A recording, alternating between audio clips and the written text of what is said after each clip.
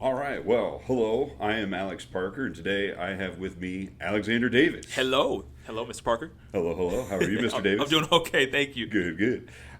So, one of the things that we're working on here is getting to know some of our faculty within the communications department. Nice. And so, I wanted to talk to you today a little bit about your career path. How did you get into communications field, and how did Okay. you decide to become a professor? Okay, no, for sure. Didn't really want to go to college, at least a university away from home at the time. I was living in San Antonio. My mom's like, "Your brother went to Bowling Green," originally from Ohio, right? So she like basically filled my application out and wrote my 200-word essay at the time in 2007 or 8, whatever it was, and I went to BG. But before that, in high school, did a lot in music with the local music scene and people from my high school. And so I knew, okay, if I'm going to be here, I might as well like try to make this fun for myself. And so my brother at the time, he knew the instructor and advisor of the BG radio program, which was David Moody. Great individual to this day. I love that guy. Went to talk to him. He's like, yeah, go to the meeting, so on and so forth. So, go to the student meetings, get involved in the club organization. For the next 4 years, I'm involved in WBGU 88.1, as well as at the time, WFAL Falcon Radio, which was online. And so that kind of got me into the area of radio. At the time, I was also making music myself. And I told myself, cool, if you're not making money from music, in 2012 when you graduate, then radio's the path. Because I started having fun with radio. Started doing internships, 7 to be exact, unpaid internships. And I say that not because I'm mad, right? I'm happy. I love my internships. They got my feet in the doors and the experience I needed and turned into other things, right? But because people were sometimes so turned off or scared to do unpaid things or internships when like, no, this is going to pay off if you actually, give it a chance. And then eventually internship after internship, even through graduate school or my master's part of graduate school, I ended up in doing an internship at CBS Radio in Las Vegas, and that led to a full-time night show Monday through Friday on a top 40 radio station. Nice. So that yeah, and I worked at some radio stations before that, but nothing full-time in a big market like that. Right. And that was like the jump I needed. And then spent 5 years there. Loved it. During that time frame, I also, during my master's program, before that, I realized that I loved academia. Undergrad, I was your average undergrad student focused on good things, but also focused on, just like, having fun, maybe too much fun at times, right? Yeah, yeah. Enjoying the experience. But when I got to that master's program, there were, certain professors that really like made learning and discussion and reading and writing fun. And one of those was Professor Mel Cody. To this day, I love that guy, and he's great. And I'm like, oh, I like the way he runs this class. He was my advisor. I like this could be fun. And I'm like, I want to do this more, but I'm about to graduate. And so as I'm working in radio in Vegas doing my show from 2014 to 2019, I'm applying for doctoral programs. And first time around, I think I applied to like 7, got shot down by all of them, including BG. Second time around, applied to the same ones. BG was the only one to accept me, but there was no money involved. I had to pay for it. I'm like, I'm not doing this. I knew that I had, a son on the way. I'm like, this would be horrible. I'm not moving my family back here to. So I kind of was like, you know what, maybe this isn't in God's plan for me. But I got an email that winter, or the following winter, saying, would you like us to reapply you? And it won't be any extra cost. You don't have to fill anything out again. I'm like, okay, what the heck, for sure. I wasn't tripping on it or thinking anything of it. 4 months later, in April, I get an email, shortly 2 months after my son's born, and they're like, you've been accepted with a full assistantship. And I'm like, oh, okay. It makes a difference. Makes a difference, for sure. At 20, I wasn't thinking about being a professor and a teacher, academia instructor, whatever you want to call it, right? But as I got older and started applying, I'm like, okay, this could be fun, or I could do maybe I could teach and then do a radio show in the morning and then teach the rest of the day, right? I'm just envisioning things, right? And then so when I got accepted and we made the move, I was very happy. and I got into the teaching assistantship program. Like, okay, this is fun. I like this. Like, man, I still miss radio though. How am I going to make this? And it didn't. I didn't piece it together until 2 years later when at University of Findlay, Dr. Kip Majewski reached out to me. He found out that I was at BG, and Kit used to teach me at BG in my undergrad back in 2011 when he was in his PhD program. He's like, we've got an opening here for you. I think it's great. I didn't realize you're at BG, but you should apply. And I'm like, well, I'm not like graduated yet. I'm still in the doctoral program, which I'm still in today. And he's like, that's okay. The requirement is a master's. The position was a teaching position, but also to advise the radio station. I'm like, oh, this is where academia and radio merge for me visually, right?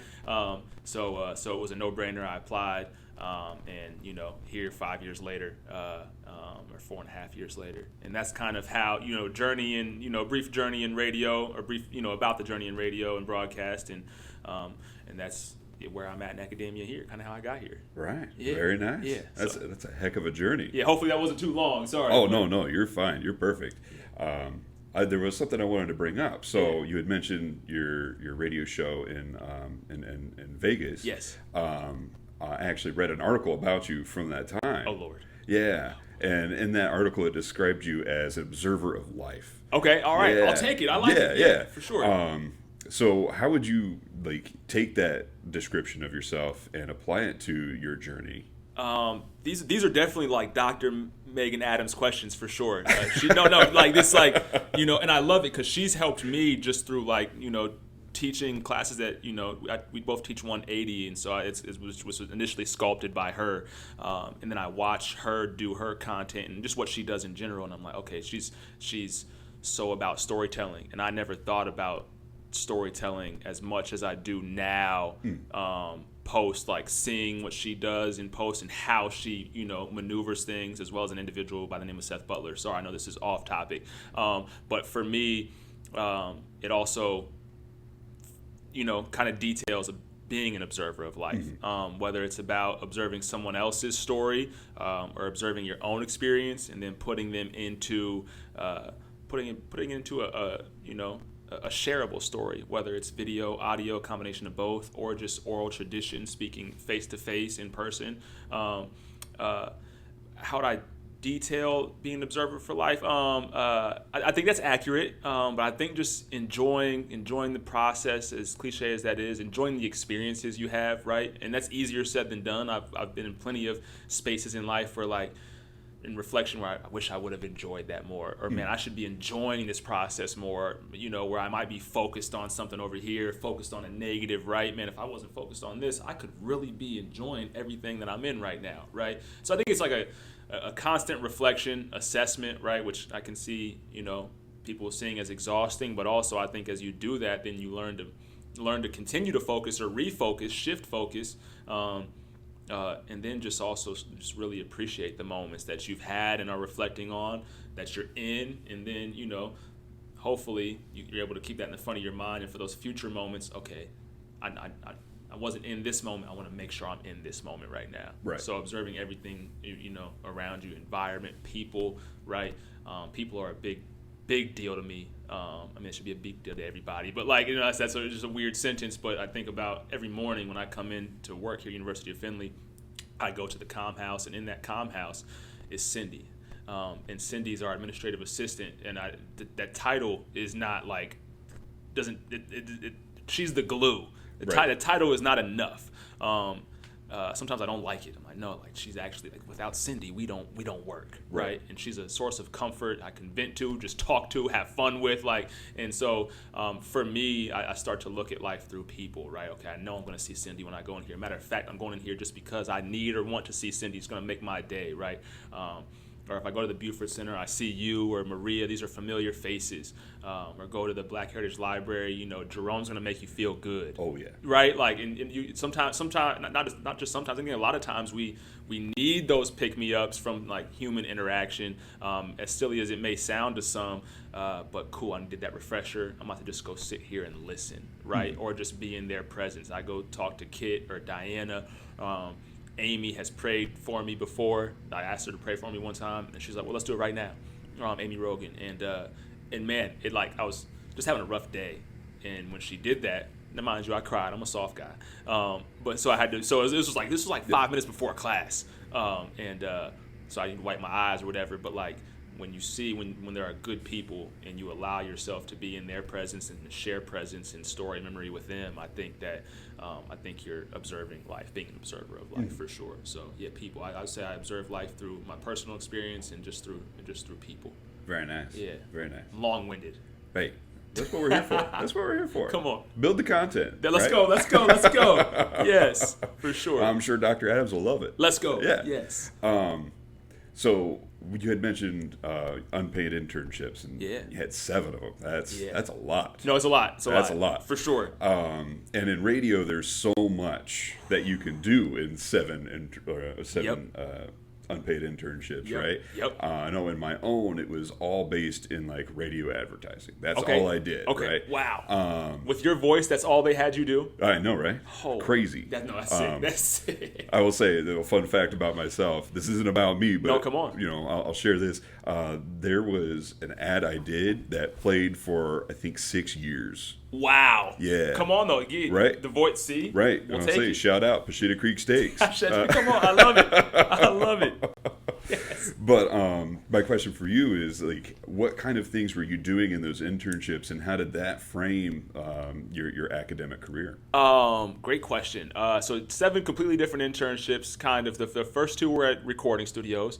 So those were fun, and they helped with navigating different, audio-based softwares, right? Now I love Adobe Audition is industry standard when it comes to radio, but ultimately, if I can work Cubase or Pro Tools or Adobe Audition, I can probably work.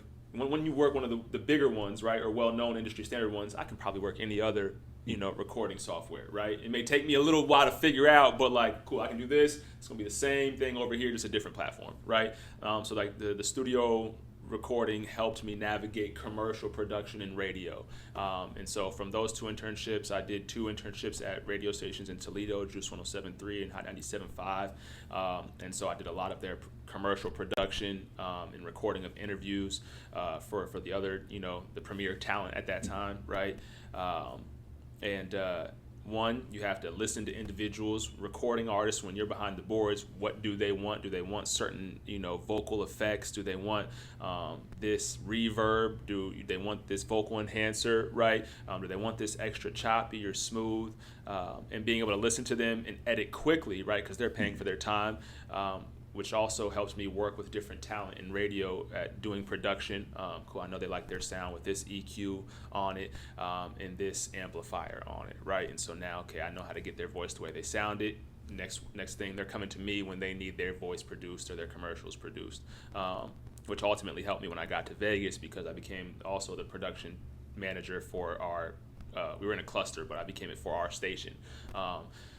There's goods and bads because then it just all got put on me and it wasn't any extra pay. But I tell you what, my catalog was phenomenal though. So like and I did enjoy it. There was another one I did at ABC 13 in Toledo, and I think I highlight this one because I learned that I did not want to be in news. I'm like, man, I was curious, and I'm like, man, if I don't try this out, I'm going to think about it years later. And so I did it. It was a cool experience. I got to meet cool people. To this day, shout out to Christian Brown. She's one of the dopest broadcasters and human beings that I know in that area, just in general. But I also just learned after 5 months doing this internship, and my effort was kind of, it wasn't the greatest, but I learned, okay, cool, I don't like this environment. Right. And so now I know I don't want to go into news. So I think it's key to do different ones because you need to know what you don't want to do too. Right. But through all of them, I think just the ability to be malleable, be moldable, right? As I get older, I'm 35 now, and you can see the difference when someone thinks they know everything or they don't want to learn something, right? Or they think, okay, I've been doing this, or I'm too old to really learn. Like, no, it's constant. You have to be willing and open to learn. No one wants to work with someone side by side who thinks they know it all, right? Regardless of age or experience, right? No one wants to work with someone who always has to one up somebody, right? So, right. I think being able to be open to others, new, different perspectives than your own, and then just the willingness, the desire to continue to learn. I think that's what all of those internships taught me, and then just not to be scared to do things that you may not see the prize of the reward instantly, right? Because those things paid off in so many different ways for me, that I, if I would have jumped out right away, oh, this isn't fun or whatever, it's not giving me anything, then I wouldn't have, gotten, whether it was perspective, whether it was story, whether it was a full-time job at the end of it, wouldn't have gotten any of those if I didn't stick to the script. Right. Yeah, and I think that's life. If you want to see something through, if you're really about it, and then ultimately, if you are and you do it right, then it'll pay itself off. And it doesn't always have to be monetary. It could be. It could just be a good experience and just you feel good. You love what you do, right? So I think being willing to be open and just have an optimistic mindset. Dr. Adams, she mentioned this to me years ago, but it was toxic positivity. And I don't know that it's the best, right? But I get it when she was saying it, and man, I do it to this. I think I already did it. I just didn't know that it had like a term, but she put this term on it. Sometimes I might not, I don't think I want to go do this, right? I don't want to go to this event, or I'm not feeling it today, but like you have to talk yourself up, right? Sometimes you got to talk yourself into it. Cool, you know what? I got this, man. All right, you know what? Does this suck? Yeah, but guess what? It doesn't suck. I'm here, I'm doing it, and like we're going to turn this thing around. And so like my classes, some of them probably get, especially my speech classes, probably get irritated with me sometimes. I'm like, guess what? This is going to be so much fun if you just buy in. Matter of fact, it's going to be fun for me regardless, but it can be fun for you if you just let yourself buy in. Yeah. Right? And I think that's what life is. And so, when she's talking about toxic positivity, I'm like, yeah, I do that for sure. But then ultimately that toxic positivity, if you really buy in, that toxic just drops off, right? And then it's just positive. It's just positive. Yeah. So, shout out to Dr. Adams for that. Yeah. Oh, yeah. Right. Yes, sir. So speaking of Dr. Adams, yes, this project is based in like learning about your academic career, how you got here, right? Yeah. But one of the things I wanted to touch base on, and as well, is your research. Okay. Right? Yeah. So you're in a doctoral program right now. Yes. What's your research going into? What are you covering? So, man, if you're allowed to talk about. Oh yeah, for sure. Man, we're hopefully at the concluding stages of it. But what I'm learning is that, man, edits keep coming and revisions keep. And I'm like, man, hang on. Oh, did I sign? I signed up for this. Okay. But no, it's so. Anyways, mine is it includes a lot, but it's an autoethnographic approach to the critical rhetorical analysis of an artist and his music, his full body of art. This individual, his name is Charles Andrew Vales Jr. I met him in Las Vegas. He was a rapper, a huge member of his community, and we had a shared network. We did an interview and a freestyle together.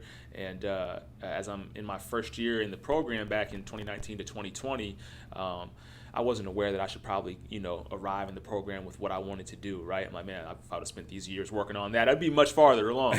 But he was murdered on March 28th of 2020. And once that occurred, it was, probably like 2 weeks later, I'm like, you know what? I want to focus my research and dissertation on him, right? And so it's evolved over time, obviously, but I focus on him, his corpus, his body of work. So do a rhetorical analysis there, using critical discourse analysis of all 4 of his projects, song by song, as well as his music videos, singles, and his graphics, right? His album covers. I also do an assessment of his life, his lifestyle, and I break these things down into themes and interpret them. Provide them meaning, make meaning out of them, if you will, right, based on all of the content. In addition to that, I also discuss my time. This is where the autoethnographic portion comes in Las Vegas, right? The entire experience, which got me to the research, immersing myself into the community of Las Vegas through employment, but also personal exploration. Already being a part of hip hop culture itself, but now strategically and genuinely, authentically submerging myself into the hip hop landscape of Las Vegas. So as much as it is about Vales, it's also about the city and socio-cultural hip hopographic perspective of Las Vegas. So I know that's a lot, but Vales, Vegas self. Yeah. Right. Yeah. No, that's really interesting because it becomes like this. Well, like you said, it's this autoethnographic piece, right? You're Yes. talking you essentially become a part of the research For sure. at the same time paying homage to someone that sounds like they were a Yes. friend. Yes, for sure. Definitely. Yeah. That's an incredible project. Yeah. It's, So, how has the research been conducted? How have you gone through this process? So I mean, I love music. I love hip hop. So at first I'm like, okay. This is not. I know his music. I like his music, right? Okay, it's not going to be difficult to listen to. But now I have to actually like dissect his music word for word, line for line. Production, beat, melody, so on and so forth. So that became tedious. I can't say that was always fun, but also like cool. This is what I do. As far as that process is concerned, I'm looking at the producers, I'm looking at the engineers, I'm looking at the graphic design artists, I'm looking at everything that came to put his music together, right, and assessing it, and then applying meaning. I'm listening song by song. I'll tally as you start to listen, you start to hear some of the same words or names, affiliations, fashion brands, maybe particular weaponry, and so I start notating and putting checks by those themes that I hear, and then tallying it up. Oh, this one again, cool. Oh, that one again, cool. Oh, this relates to that. Let's tie that together, and just started connecting all the themes that I was hearing in the music. So that's pretty much where the research started with regard to his music. As I'm working with my advisor to really make this all apply, give it real meaning. She's like, I want you to bring in more ethnography. Okay, cool. I want you to bring in more autoethnography. Let's take it here, hip hopography, right? And all these are like theories or perspectives that or ways of research that I wasn't thinking about when I first started. But now, okay, cool. This makes sense. Let's apply this here. How can I bring this in? Connect the dots. Or Dr. Majeski, who's also on my committee, he's like, I want you to think about the Afrocentric perspective, Afrocentricity. And I'm like, oh, I didn't think about that, right? And so it's a huge learning process. As like I'm trying to become a scholar in these areas. It's also such a learning process. Right. But I'm thankful for it because all of those different areas that I just named, they all apply to what I'm doing and what I not only dissertation wise, but also what I would like to teach someday or present or continue to work on bodies of work for. I can't say that it's like one exact process for the entire thing. It's definitely like some puzzle pieces. We might have some tape over here, some tack over here, some glue, but we're connecting everything, right, figuring it out as it goes. It's definitely been a process, though. Yeah. Oh, I can imagine. Yeah. It sounds like there's a lot of work, for sure, and a lot of time that goes into this. Yeah. How do you find the time to do your dissertation work and teach classes full time? Pockets. Pockets, like pockets. I'll find it usually happens after work, right? And then you got to clear your plate of those little things that like are nagging at you. Cool, I got to grade these real quick so I can actually focus on this, right? Or what, I'm not going to grade these till next week. I'm going to focus these next 3 or 4 days strongly on the dissertation. Summertime was great because I was only teaching 2 classes, I think, and they were online, right? So what I would do during the day is I would lock myself in Egner 211 or 212, and I'm like, okay, I'm not leaving here until I get this done, what I wanted to get done that day. And so you spend a good 3 or 4 hours, and you feel accomplished, right? Cool, I got this. And then she hits you with another set of revisions. I'm like, hang on, I just got this done. I was doing all right. But no, Dr. Overton said something to me the other day. She's like, you make time for what you want to make time for, but also, I'm like, when I get this done, I think I'll be, free to do other stuff around here that I want to do creatively or academically. And she's like, yeah, your time will fill up though. And I'm like, no, for sure, I get it. Yeah, no, I wasn't saying it wouldn't. But she's like, yeah, you'll think back on this time, and you'll be like, how did I find the time? And I don't know. You just find it. Right. And I haven't found the time to complete it yet. It's not done. I haven't crossed that stage, but hopefully that the time put in will end soon for enough, Yeah. to be able to walk that stage. So I believe in you. yeah, thank you. No, that means something. Come on, Yeah. I need it. I need it. You got this. Yes, you thank got you. this. Come You've on. done great things. I appreciate you. And you will continue to do great things. Come on, let's get it. Which, hey, that leads me to my next question for Yes, you. sir. We're coming up to the end of the interview here. Okay. But you get your doctorate. You've accomplished all your goals. Right. What happens next?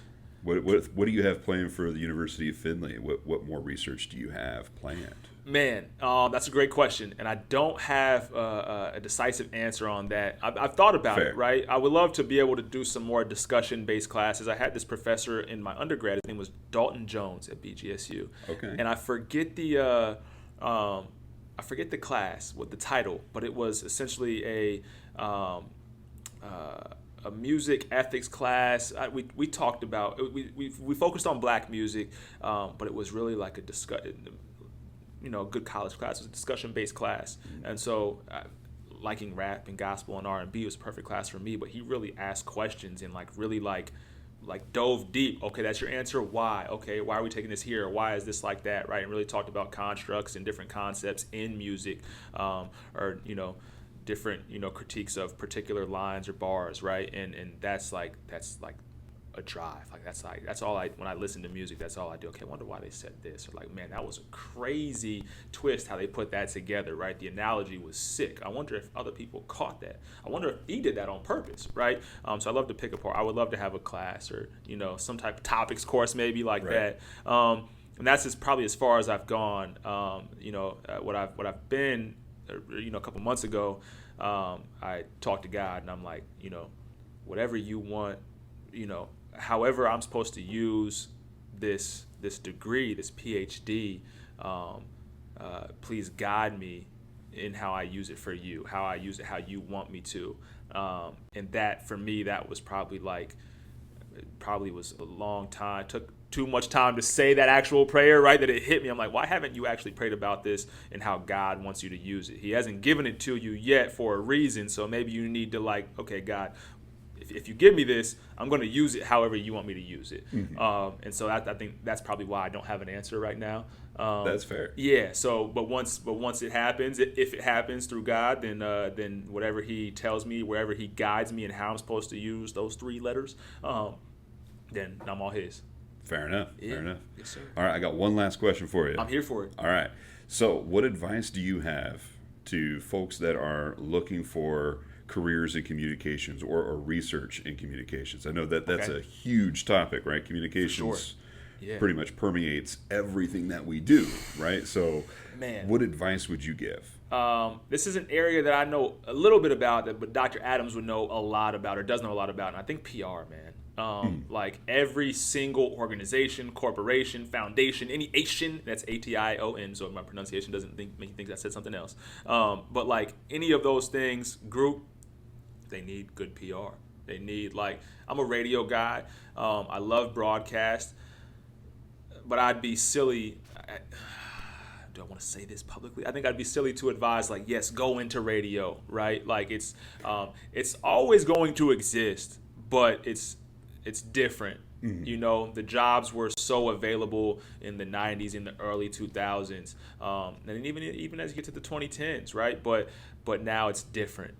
We have everything readily available on our phones. When I get in the car, outside of listening to our radio station, make sure it sounds good, right? I don't do much radio station, research listening anymore. I'm putting my song on because I can play the same song 10 times in a row on Spotify if I want to. Exactly. Right. Right.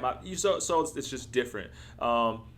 I don't know enough about news broadcasts to direct somebody one way or the other, right? But I do feel like I see a similar trend.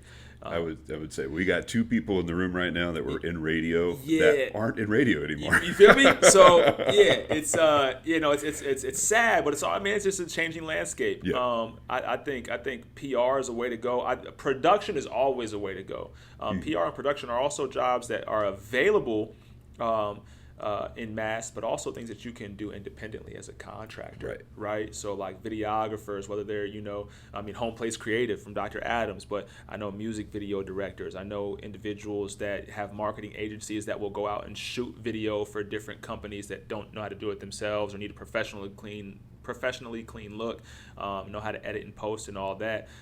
People are always in need of that, especially in this digital age. My dad always asked me, why didn't you go into PR? I'm like, because it wasn't my thing. But he said this because this is years ago, he had recently hired somebody from the Dayton Daily newspaper to be his PR person.